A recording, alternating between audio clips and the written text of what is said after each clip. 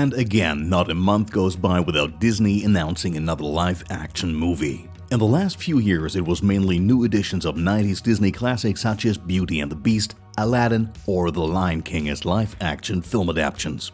As the well-informed website The Insider now reports, Disney is currently working on a film adaptation of Hans Christian Andersen's fairy tale The Snow Queen, which already served as a loose template for Disney's mega hit Frozen. According to current information, however, it is not supposed to be an official remake. Instead, the project with the English title The Snow Queen will revolve around a completely new story. Whoever was looking forward to a reunion with Anna and Elsa will be disappointed at this point. Therefore, you can strongly assume that the new project will be even more oriented towards Andersen's fairy tales than it was ever the case with Frozen.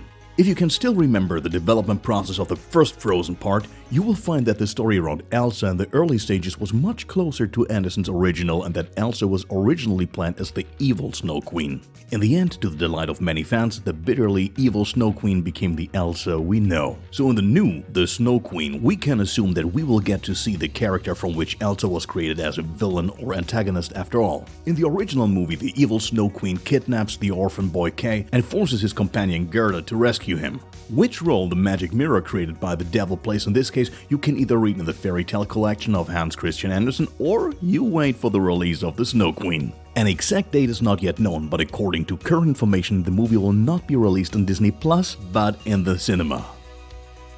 After Mad Max Fury Road was a great success, especially with critics, it was clear to director George Miller that he would work on several follow-up projects. However, before it's Mad Max turn in the leading role again, there will be a prequel about the fan favorite Furiosa. As Miller announced a few days ago, Charlize Theron, who very credibly impersonated her character Furiosa in Mad Max Fury Road, will not return to the camera for the prequel. The reason is obvious. For a prequel around the story of Furiosa, you need a younger actress. Anya Taylor-Joy and Jodie are supposed to be in the casting for this role so far. Miller also explained that he had also considered having Charlize Theron digitally rejuvenated, as was the case most recently with the Martin Scorsese mafia film The Irishman. But Miller told the New York Times that he had finally rejected the plans. But who will at least definitely return is cameraman John Seal and set designer Colin Gibson.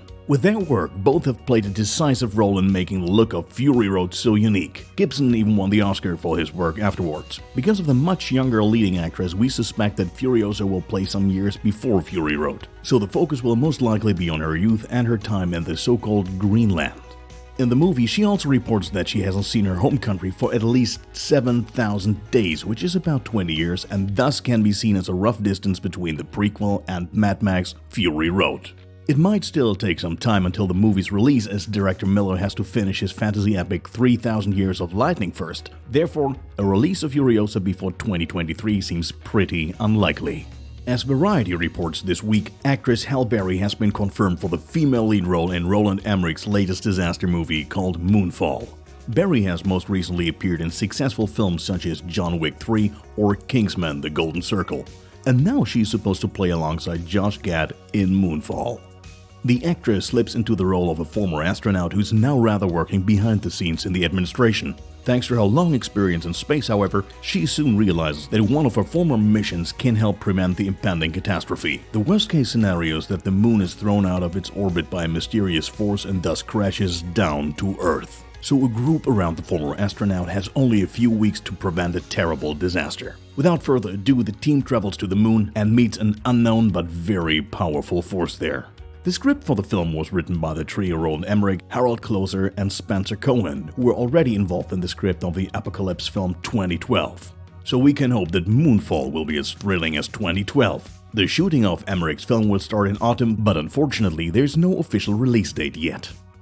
As we reported last week, Boba Fett returns to the Star Wars universe in the second season of The Mandalorian. Many other characters have joined him, including Timothy Olyphant.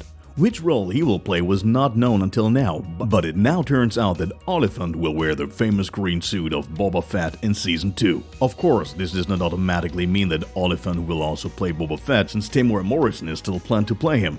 According to SlashFilm.com, Olyphant will instead play the human Cobb Vanth. But why is he wearing the Mandalorian armor? That could be a hint in the Aftermath trilogy, because there Cobb also stole the green armor from Edrin Karoo, but how he got hold of Boba Fett's armor remains unclear for now. The character was originally developed for the extended universe. In this universe, Cobb is a slave who, after the death of Jabba the Hutt, takes care of the safety of his town as sheriff. However, the extended universe officially no longer belongs to the canon. Therefore, it remains to be seen whether the authors of The Mandalorian will decide to use the background story of the character for the TV series. What do you think? Which other character can you imagine in the Wild West setting of the series? In the last few days, an unusually high number of rumors about the release of the Snyder Cut, which has been demanded for years, could be witnessed. It is the original cut of Justice League that director Zack Snyder made before his tragic departure from the project. It was never released because his successor Joss Whedon rejected the original version. So what was released in 2017 didn't much have to do with Snyder's vision and didn't meet with much enthusiasm from the fans.